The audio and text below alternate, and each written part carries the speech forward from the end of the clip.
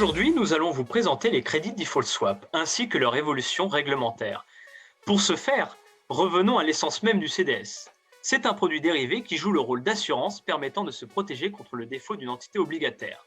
Ce produit a vu le jour dans les années 90 et fut inventé par JP Morgan. Initialement, il se négocie de gré à gré ou over the counter. Il permet le transfert du risque de crédit d'une contrepartie à une autre, ainsi que la réduction des exigences en capitaux propres des banques. On dit de ce dérivé qu'il couvre un risque de crédit super pur.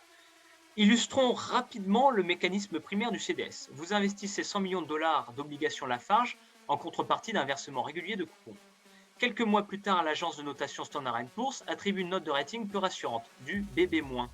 Afin de vous assurer contre ce risque de défaut, vous allez acheter un CDS. En soi, vous achetez de la protection. Mais cette protection est payante, donc vous verserez à l'assureur 2% du notionnel, soit 200 points de base tout au long de la maturité du contrat. Il est important de noter qu'il n'est pas obligé d'être détenteur de l'actif pour souscrire à ce CDS. Au final, si un événement de défaut apparaît, vous rembourserez en fonction du taux de recouvrement en vigueur. À la suite de la crise de 2009, les chambres de compensation dites CCP ont été la réponse aux besoins de stabilité financière sur le marché des CDS. Leur rôle est avant tout de mutualiser les risques de ses participants. Idéalement, elles rassemblent l'ensemble des vendeurs et de leurs acheteurs. La Chambre impose notamment aux vendeurs de constituer une marge en fonction de l'appréciation ou de la dépréciation de leur propre risque de contrepartie et du risque des contrats qu'ils possèdent. Cette marge est ajustée quotidiennement au moyen d'appels de marge sous la forme de collatéral. Son action s'avère déterminante en cas de défaillance de l'un de ses membres, dans la mesure où la Chambre se substitue aux défaillants pour assurer le respect de ses obligations vis-à-vis des contreparties concernées. Cependant, le recours à ces structures de concentration de risque soulève de nombreuses inquiétudes. Les chambres de compensation deviennent des acteurs beaucoup plus systémiques à partir du moment où la compensation des dérivés est centralisée en leur sein. Des stress tests plus réalistes sont nécessaires car actuellement ils n'estiment pas le risque de liquidité induit par les CCP. Alors que la réglementation de Bâle III impose des ratios de fonds propres de 8% pour les banques, aucune exigence de capital n'est requise pour les CCP.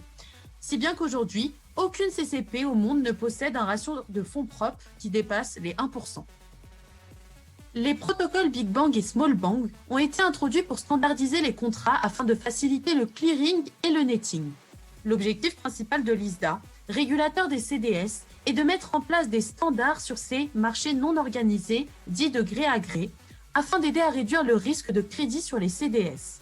Les changements sur les nouveaux contrats de CDS sont par exemple la création d'un comité de détermination des CDS qui a pour but de déterminer si un événement de crédit s'est produit ou non, afin d'enclencher le CDS, ou encore la mise en place d'enchères en cas d'événement de crédit. Suite à la mise en place du protocole Big Bang, l'ISDA introduit le protocole Small Bang pour aborder le processus d'enchères à la suite d'un événement de crédit de type restructuration.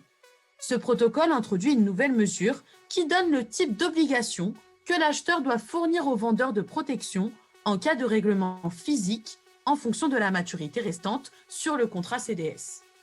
Pour que la compensation des transactions soit efficace, un nouveau contrat a été introduit par l'ISDA de manière à standardiser cet instrument. Les échéances ont été standardisées tous les 1, 3, 5, 7 et 10 ans, ainsi que les dates de versement des primes, tous les 20 mars, 20 juin, 20 septembre, 20 décembre. Les coupons sont également standardisés, fixés à 100 ou 500 points de base pour les contrats américains et de 25 à 1000 points de base pour les contrats européens, ce qui permet de rendre les contrats fongibles. Ces nouvelles mesures de standardisation ont pour effet de différencier les CDS qui ne respectent pas ces conventions de ceux qui les respectent. La fonctionnalité de Bloomberg ISDX permet de lister ces CDS non conformes. Un élément important dans le changement de standard intervenu lors du Big Bang de 2009 est la standardisation des CDS traités maintenant en prime upfront plus running. C'est-à-dire que dans le cas d'un CDS upfront plus running, l'acheteur de protection paye une partie des primes de manière running, par exemple 100 basis points, et le reste est payé à la date du début du contrat upfront. Maintenant, vous pouvez voir sur votre droite le rating de Lafarge qui est, selon Bloomberg, toujours en triple B. Le choix d'un CDS peut être judicieux. Nous allons donc pricer un CDS 5 ans Lafarge.